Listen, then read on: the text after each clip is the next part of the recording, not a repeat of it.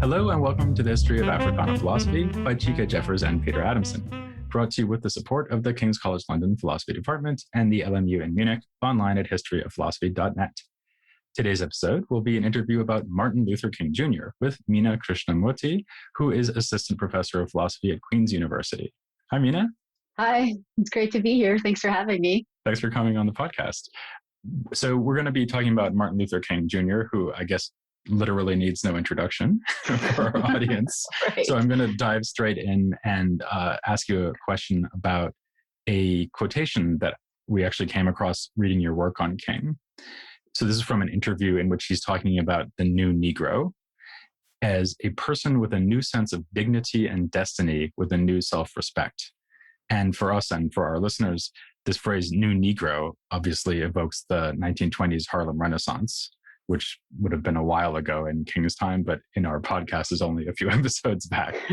So we wanted to start by asking you whether you see King as being an heir to that earlier phase of African-American thought.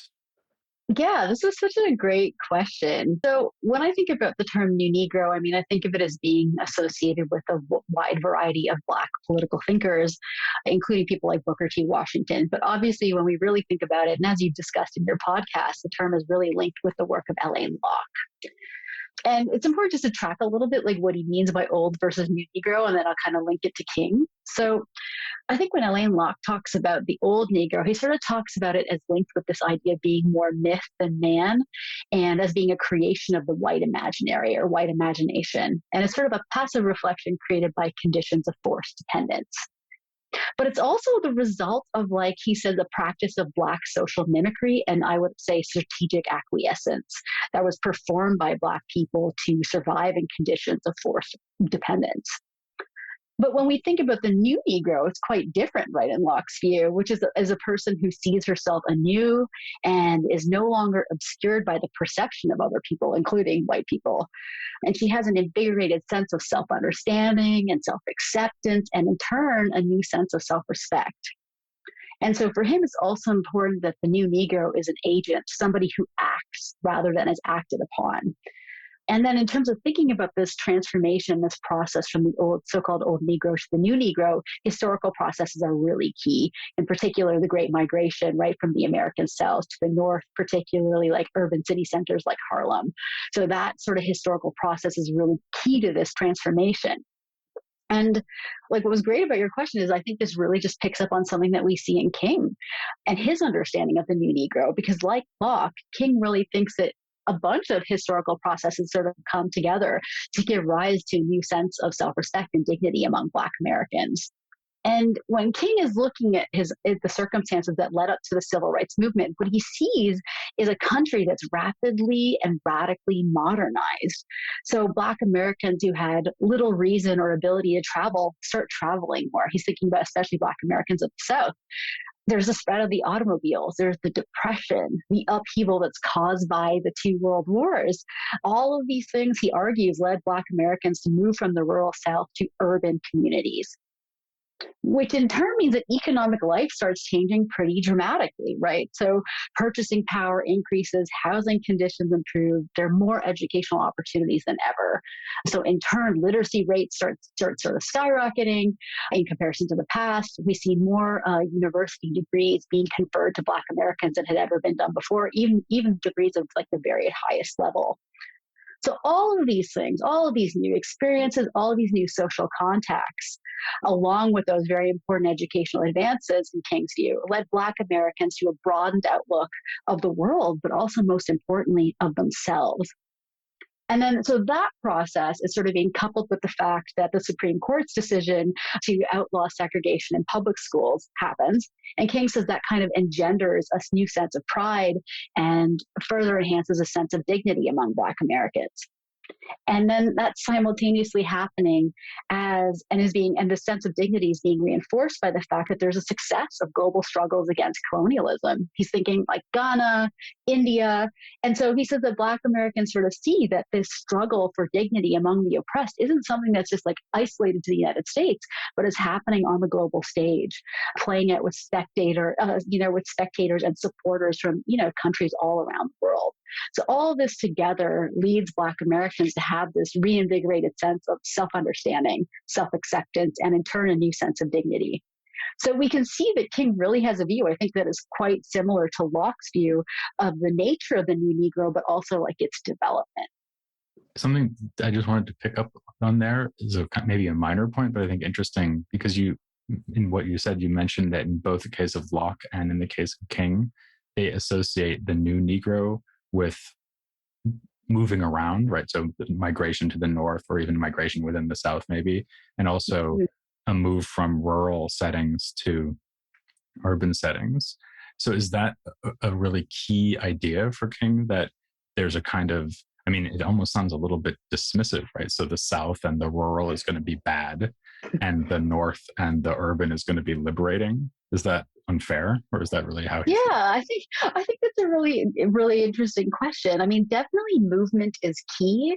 I think King has a kind of cosmopolitanism in a way that's implicit in this discussion, right? It isn't just about the migration from rural to cities, it's also the awareness of the globe and the world struggles. So I think there it's more just people who perhaps he thinks maybe had sort of narrow perspectives, hadn't seen the world, but are now being exposed to all these different things. But I do see that there is a kind of tension, this idea that one must sort of be, must travel and interact with a broad range of people. But I think, for King, that is really part of the way that we gain knowledge Yeah. about freedom and justice and how to secure those things. But it might be enough to read about Ghana in a newspaper, let's say. Yeah. And I think for him, because I think in so many ways he really values lived experience. And so I think it's the experience of like feeling a sense of community is what we're also getting here, right? Seeing our struggles are ones that people have not only in the rural South, but maybe when we go to the cities and see the same struggles are being replicated in some ways. And we see them being replicated globally. So for me, I think there's the idea of lived experience, a sense of a community with people everywhere facing the same struggles, which kind of renews our sense that these struggles are important. Mm-hmm. So going back to that quotation that we started with just for a moment, something else he mentions there along with the new Negro is this, as he says, new sense of dignity. And I know this is something you've been thinking about a lot in your current book project on King. So could you say something about that? What role does he see for dignity, maybe self-esteem, which seems like a closely related concept, particularly in motivating the civil rights struggle? I think maybe before we get into the question about the motivational role of dignity, we maybe need to get a little clear on what King means by dignity, partly because people think that he means different things, and also because he uses the word in so many different ways. And sometimes it's hard to know what he really means. At least in my own work, I sort of argue that most often King is using the word dignity to refer to two things: a certain type of attitude and a certain type of conduct. And so, in the first instance, dignity really refers to a kind of attitude that a person has of self acceptance, acceptance of her own self physically and non physically, like just as she is. It's also an attitude of self worth, a belief in and a felt sense of her own equal worth and social status. So, for King, it's really important that a dignified person can't maintain a belief in her own inferiority. Why is that? Well, for King, in his view, everybody has equal worth and significance. And this view stems from his Christian commitment to personalism. So he believes that humanity is created in the image of God, and the image of God is universally shared in equal proportions among all humans. But he also believes that that commitment to the equal dignity and worth of all humans, including women and children as well, is a central American value that's most clearly expressed in the Declaration of Independence. So we've got a little sense of sort of dignity and like kind of his views and his sort of the value of dignity. But he argues too that dignity is best and perhaps even necessarily expressed through dignified action or conduct. So we have to express an inwardly believed and felt sense of dignity through action, demanding acknowledgement of our inherent worth. This is really key for King. And so he says that dignified action is characterized in part by an honesty and a kind of truth telling. So he says the Negro, in no uncertain terms, sort of says that he doesn't like the way that he's being treated. So the new Negro no longer strategically acquiesces to survive. I think this is key for King. She's willing to take a stand, even when it might cost her personally. Right? This is very key to King's sense of self-sacrifice and its kind of importance in the movement. And, part of the reason that King thinks this, and I think this is really fascinating, is that it's a kind of self regarding duty, because when you fail to act, you're actually acting against yourself. And he sort of gets, when he builds on this idea, he talks about Rosa Parks, and he says Rosa Parks had a very similar view. So when she, in his view, when she was asked, why she had refused to move from the back of the bus, she said it was a matter of dignity. I couldn't have faced myself and my people if I had moved. So failing to act would be a kind of collusion in injustice and a disregarding of oneself and one's worth, because it would involve accepting social conditions of inferiority, and in this case, such as bus segregation. And that for King is just not something a self-respecting and dignified individual can do willingly. So in some sense, in King's view, it's this idea of expressing one's equal worth through dignified resistance. That's kind of a key motivation behind the civil rights struggle of the 50s and 60s. Mm-hmm. It's interesting because when I think about, someone feeling that their dignity has been affronted, the thing that really comes to mind as a reaction is anger, right? And what you just described sounds very sort of high-minded, right?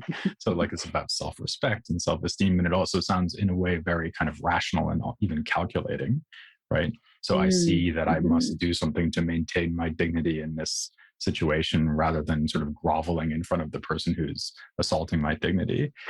And we might expect that he'd be pretty down on the concept of anger because, as you just mentioned, he's a deeply Christian thinker, right? So does he think that there's just no role for anger at all here, and that you should react to affronts to your dignity always in this kind of more positive, high-minded way? Or does he think you can also get furious? Yeah, I love this question, and I have a lot to say about it. So, I mean, I think, I think right. I think that's a really great question. So I think what's fascinating is people, obviously the kind of popular view of King is very fuzzy, and it kind of emphasizes King as like all about love and hope and the dream. But the truth is, like, when we really get into King's writings, especially his autobiographical writings, we see something quite different, right? And we see that what King refers to as righteous indignation plays a very important role in his sort of theory of the political emotions and political motivation.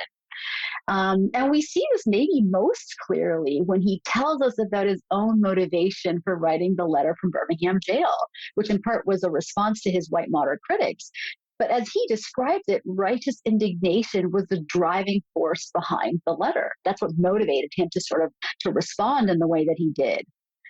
And when he's trying to explain to us, more about the role of indignation and the role that it plays in kind of his views about motivation, he tells us about some formative events that kind of happened when he was a kid. And one of the ones that really stands out in my mind is this time when he's at sort of in downtown at a shoe store with his father. And as he tells it, like they're in the shoe store and the store clerk says to King's father, like, sure, I'll give you service, but you've got to move to the back of the store.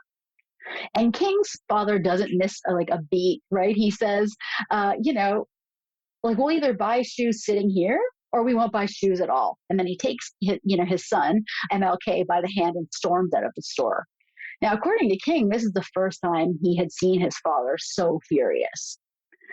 So what we get as this discussion continues, because then King tells us more about other experiences of anger that he had in similar kinds of situations. But what we get is that for both King and his father, indignation is something that arises when there's affront to their dignity. So when the store clerk asks King to go to the back of the store to receive service, he's conveying a message, right? That as a Black man, King's father isn't worthy of equal treatment. He lacks equal status and is inferior to white Americans who can be served at the front of the store. But of course, as a Baptist pastor, and as King says, as someone who really possessed a deep sense of dignity and self-respect, King's father knows that this isn't consistent, this kind of treatment and this message isn't consistent with the inherent worth that he truly possesses, both in the eyes of God, but also under the American Constitution. And so the affront to his dignity is just too much. And this appropriately leads King's father to sort of, despite the consequences, you have to think about the moment, the consequences of sort of being angry, but it leads him to be angry, and he stands up for himself by challenging the store clerk. But this isn't all, right? So the practice of racial segregation means that Black Americans are treated in this way as inferior across a variety of social domains and in multifarious ways. And as King tells us, like, he comes through time to see how his father and his own particular experiences of racial segregation fit into a larger systemic experience of the practice. And I think this is very important for King because when he was young, he sort of blames individuals. He even says, I hated white individuals. He sort of put a lot of the blame goes to white individuals like the store clerk who are engaging in wrongdoing or bad actions. But over time, he comes to see that it isn't just the wrongdoing on the part of individual white people like the store clerk, but it's also the result of an unjust system, a system that he says, like his father, he could never accept. And it's actually this knowledge, right? This knowledge that there's this systemic injustice that's being supported by the white store clerk and obviously more generally by his white modern critics that leads to a sense of righteous indignation. Because in his view, it seems to me anyways, that righteous indignation is a particular form of anger. It's a form of anger that arises when the affront to one's dignity is experienced, not just as like a personal injury, but is also experienced and seen as a kind of, and understood as a kind of systemic injustice. Now, going to the motivation question, this is kind of the last piece, which is that as Maisha Cherry explains, any form of anger is motivating because anger makes us feel uncomfortable. And the more uncomfortable we are, the more we want to eliminate that source of discomfort. And so this is why King was motivated by his feelings of righteous indignation to write the letter from Birmingham jail. And I would argue to participate in the civil rights movement more generally, because he was pained at the indignity of the practice of racial segregation and the injustice it expressed across its various forms. And he felt that he had to act immediately to end the practice, but also to eliminate the cause, right, of his suffering. So in the end, King thinks that righteous indignation is not only an appropriate response for a dignified individual, but it's also a useful one because it can spur political action. And Terry Belafonte, in his own memoir, talks about King and says that Martin really thought that anger was central to the movement. And this is why, because it's a dignified way of acting, but it's also like really drives us to engage. Right? Mm-hmm. And how does that fit with the thing that I guess everyone would think of when they think of King, which is the concept of nonviolent protest? Because I mean, I guess I always imagine the nonviolent protester as someone who has to have incredibly disciplined attitude towards their own emotions, right? Because obviously, if someone hits you, right, your reaction is to hit back, right, and out of anger, indeed. And so, isn't there a sense in which the very concept of nonviolent protest is an idea about keeping your emotions under control? Is it maybe just about like channeling your emotions in a different way? Is that the idea? Mm-hmm. Yes, I think that's right on the money. So, as I suggested a bit earlier, like dignity is, of course, like a set of beliefs and feelings of self-acceptance and self-worth, but it's also, as Derek Darby argues, and as I elaborate, on in my book, is also about acting in accordance with certain standards of dignified conduct, especially when we're confronting oppression. So King constantly asks people as they're sort of pressing for justice to move with dignity. And he preaches calm action. And he tells us that protest has to be conducted in orderly fashion and has to exhibit what he says this over and over again, wise restraint and calm dignity. And for him, you're right. That means that protesters can't engage in violence. This is obviously a very central part of his view. And so you might wonder, like, how exactly do these claims about dignified conduct square with King's views about indignation when he himself says that anger can be a destructive emotion? In particular, he worries that it can lead to violence, right? And so, yes, he absolutely worried that anger could go wrong, but he also believed, just as he suggested, that anger could be appropriately harnessed by directing that same passion into constructive channels. That's what he says.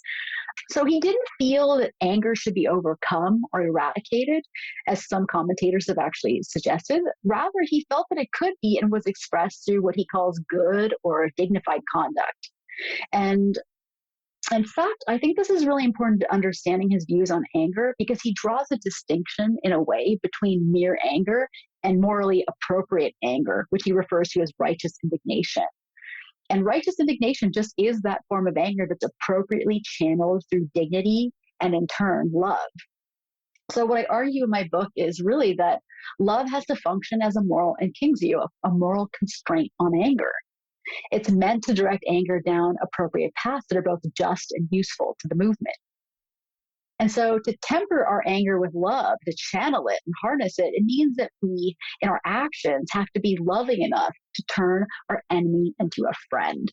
So we can't engage in violence in spirit or in body. That's just what love demands of us. And acting in a loving way is actually what we must do as dignified individuals. So that's sort of the thought that we can, that's sort of the argument for kind of calm action, but it's still consistent with being angry. There's kind of this, It actually reminds me of some of the things we looked at in James Baldwin. So this idea about like confronting racism with love, sort of counterintuitive, but also very powerful way of responding to it. Mm-hmm, mm-hmm. So speaking of anger, even though he's famous for having engaged in nonviolent resistance and led his followers to do it, I guess that at the time, a lot of other critics of King's, including so-called white moderates, right? So people who said, yes, your goals are correct, but you're too angry, even though it was nonviolent, right? So it was too confrontational, too provocative, what they were doing. So how did he, this is sort of like a criticism from the other direction, right? So not that he's not angry enough, but that he's too angry. So how did he respond to accusations of that form? Right. So King obviously had a lot to say in response to his white moderate critics, and he gave his clearest and most well-known answer in his letter from Birmingham jail, which was written in 1963 in response to an open letter written by 8 clergymen. And just as you suggest, the 8 clergymen counseled patience. They asked King to stop the demonstrations that he was engaging in and to wait for the courts to act. So what's interesting about the response that King sort of gives in this piece is that on the one hand, he argues that Black Americans' sense of impatience is justified because in his view, little had really changed after Board v. Ed. Schools hadn't really been desegregated, and he knew that it would take more than the courts to assure real change. It would take creative acts of nonviolent direct action. And he also argued that nonviolent direct action was justified as a form of civil disobedience, as a way of challenging unjust laws. But he also argued importantly that nonviolent direct action was a middle path between 2 extremes. On the one hand, of violence, but on the other hand, acquiescence, or what he called standstillism or do-nothingism. And as we, Standstillism, that's really good. yeah. And so as we've seen, like indignation can be expressed in a calm, dignified, and loving manner through nonviolent action. And for him, that's really the middle path, a form of action that is neither overly confrontational nor overly passive. And that's kind of his response to this view that this is too confrontational. Because in a way, what he suggests in response to the clergymen is that what you're really asking us is to do nothing. What you're really asking us to do is to continue in strategic acquiescence and standstillism. But for him, again, the new Negro who's dignified is not willing to do that anymore. Black Americans at this time are rightly impatient and indignant. But the point is that it's not too confrontational because all these emotions of impatience and indignation are being channeled into loving action, nonviolent direct action. So for him, this really is the middle path between being overly confrontational and not doing anything at all. It's very key for him. I guess that the white moderate message to him and his followers would have been, well, trust us, the white moderates, to use like the law courts and the standard democratic process to get what you want. You don't have to sort of take these, what you might call extra legal or extra democratic means. And presumably part of King's response to that was, well, you've had long enough to fix this and you haven't done it. And also he probably doesn't trust them, right? So does he just think that, is the idea more that he thinks it would be nice if this could have been settled through some kind of straightforward democratic process, but it didn't work? Or is the idea more that standard democratic processes will just never bring the kind of change that was needed? Yeah, that's a great question about what he thinks overall about democratic processes. I think what he thinks in a way is that the current processes are incomplete and they're sort of missing something, and that democratic protest can serve as a kind of corrective to flawed democratic processes, and as such is, I think, a really important part of these processes. Because roughly his view is that, like, when traditional processes such as voting are kind of occurring in ways that persistently exclude marginalized peoples, and the traditional paths of contesting this exclusion, which in this case would be through the courts, when they're not really available to people, then what other choice is there, right? For him, there's little choice but to engage in nonviolent direct action. And this is in some sense why it acts as a kind of corrective, because it puts pressure on people, those in power or those in the majority, to listen to voices that they might otherwise ignore and that they have been ignoring persistently. So in my own work, I've sort of argued that nonviolent direct action can be an especially good way of tempering tyranny. And I think what's really like maybe most interesting about this is that it really shows that direct action has this capacity to engage in creativity and invention. And I think this is something that we sometimes miss as democratic theorists, that creativity and invention are very important to securing democracy, because sometimes the traditional processes that we have are not working. And so King and people who influenced him, like Ella Baker, organized and they engaged in new forms of political expression, including nonviolent protests, sit-ins, marches, and of course, child demonstrations, all of which had not happened before, especially on such a large scale in the United States. So both King and Baker sort of see these political actions as essential to securing democracy and racial justice. And they do this because they're tactics that really force change, both in individuals, but also in institutions. And they do this by encouraging productive and progressive negotiations, and by ensuring that the voices of Black citizens were heard, considered, and responded to. So those are, in some ways, this is what the traditional democratic process had been failing to do. And so these sort of new methods kick in and then correct the flaws of the old ways. And so I really think that when we look at this, not only the corrective aspect, but the creative inventiveness of these that comes along with nonviolent protests, that we see it as, I think, very essential to democratic processes, because we need to constantly think anew. Because democracy, as you know, in the United States is so fragile. We constantly need to be rethinking and finding new ways and processes to ensure that democracy is robustly secured. Also, those new methods would have been capable of actually shifting public opinion in a way that, like, a Supreme Court judgment is not going to do, right? So if the Supreme Court says, okay, from now on, you have to desegregate all the schools, well, if no one wants to do it, then either it won't happen because it can't be enforced, or it will happen in this very kind of cynical way that doesn't actually achieve what it's meant to achieve. Whereas something like the sit-ins might have actually persuaded a larger percentage of the American people to actually sympathize with the plight of people who were victims of racism. Yeah, that's a complicated question, actually, for King, because on the one hand, he thinks that this is something I talk about in the book, that there's a small group of people that he refers to as the best of America that are really capable of moral change and moral learning. But he also believes that there's a huge group of white Americans that are just going to have to be forced to obey the law.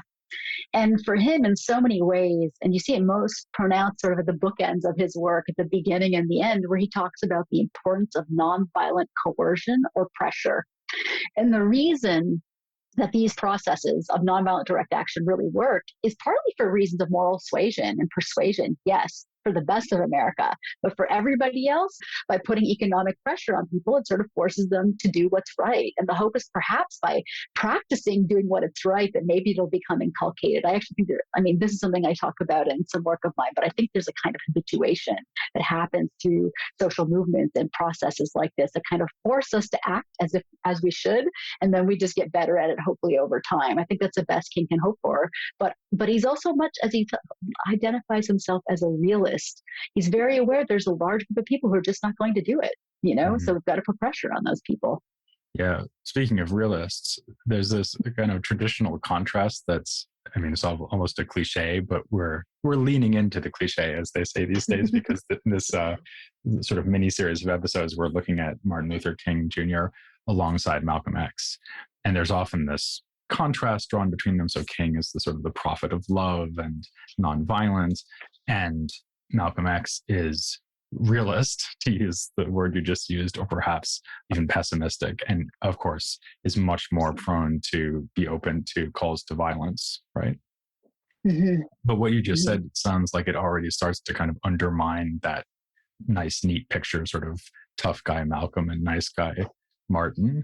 So do you think that the two of them are actually much closer together on this sort of issue than is usually thought? Yeah, that's another really great question, and one that I'm really invested in thinking more about. So I think in the end, Martin and Malcolm, were more similar than they were different. And I think this is a claim that Reverend James H. Cone, sort of makes in his well-known book, Martin, Malcolm in America. It's one of my favorite books on the two thinkers. Cone really suggests that by the end of their lives, that Martin and Malcolm sort of move towards each other in their views. And it takes like the course of their lives to kind of come closer and closer towards each other. But I actually think that we see a lot of similarities between them right from the beginning of both of their political careers. And that might be because I'm interested in rhetoric. And I really think that we see that both Martin and Malcolm saw an important role for rhetoric in their political speech. They both hoped to rouse people to action through emotionally stimulating, or what we might call fiery speech. And sort of interestingly, in some of my current work, I also suggest that both Martin and Malcolm had a healthy and democratically useful form of distrust of political institutions and the individuals that sort of support them.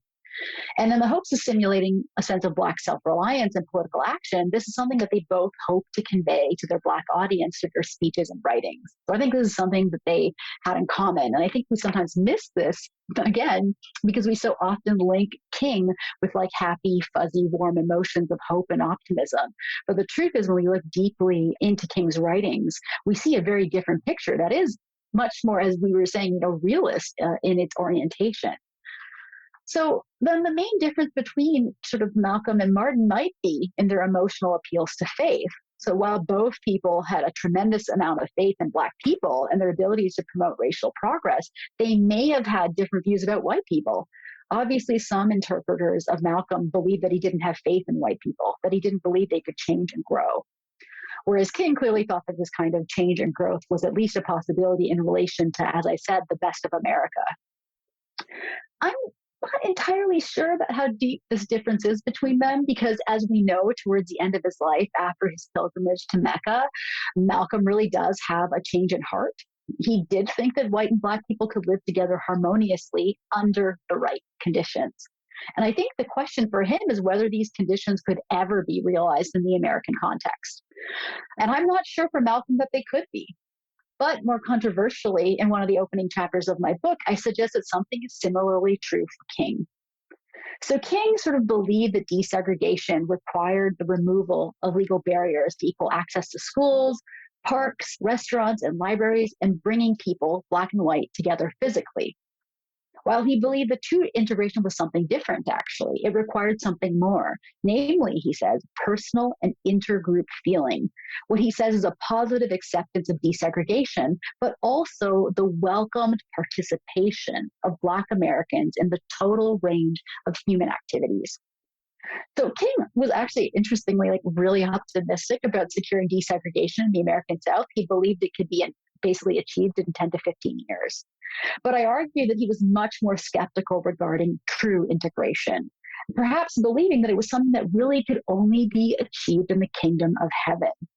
So in the end, my own view is that Martin and Malcolm were actually very similar indeed. And, this is something I hope to say more about in my own work as I continue to think these topics through. Mm. Yeah, maybe if that's right, then maybe the difference between them really does come down to rhetoric. So, I mean, you wouldn't see Martin Luther King describing white people as devils, right? But Exactly. on the other hand, it sounds like what you just said, well, most white people in America are never going to get with the program, so they're just going to have to be compelled by the government to do what's necessary. That's not something that Malcolm X would have disagreed with, presumably. Exactly. And I think, in some ways, I think Malcolm is sometimes maybe sharper about how to get the American government to do these things. And maybe not sharper, but had different views. I think in many ways, Martin obviously thought bottom-up processes, having social movements on the ground in the U.S. was a way to put a pressure on the government. But we know for Malcolm that he was appealing to a collective of African nations and trying to get them to put pressure through the UN to put pressure on the United States and the American government, because he was, in some ways, maybe he didn't even believe in the best of America. So there might be these small differences. Like for King, there's a very small group of people perhaps that could be convinced, maybe but powerful people that could potentially lead to change in the government, whereas maybe Malcolm didn't even buy into that small group, which is why he was appealing to people outside of America to put pressure on the United States. So that might be one small difference, but I think at the end, they both believe that, at its core, and I think you get this for many other thinkers that you're covering, that the United States is sort of very difficult to change American mindsets, but also to change institutions and processes. Yeah. So in that, there's a shared kind of skepticism. Yeah, and that global perspective goes back to something you were saying at the beginning of our discussion, right? So that if you are aware of what's going on in say the newly decolonized African nations, that would maybe change your perspective on what's happening in the States as well. Absolutely. Yeah. So actually, that sort of sets up a lot of the episodes that are coming in the future, because we're going to be continuing to look at Martin and Malcolm in the next few episodes. But we're also going to be looking at figures like Kwame and Nkrumah, who were involved in the decolonialization movement. So lots to look forward to. For now, I will thank Meena Krishnamurthy very much for coming on the podcast. Yeah, thank you so much. Such a pleasure and a deep honor. This is really one of my very favorite podcasts. So I'm so excited to be here. Thank you so much. Thanks. That's great to hear. And I hope, listener, that this is also one of your favorite podcasts and that you will join us next time as we continue looking at Malcolm X and Martin Luther King here on the History of Africana Philosophy.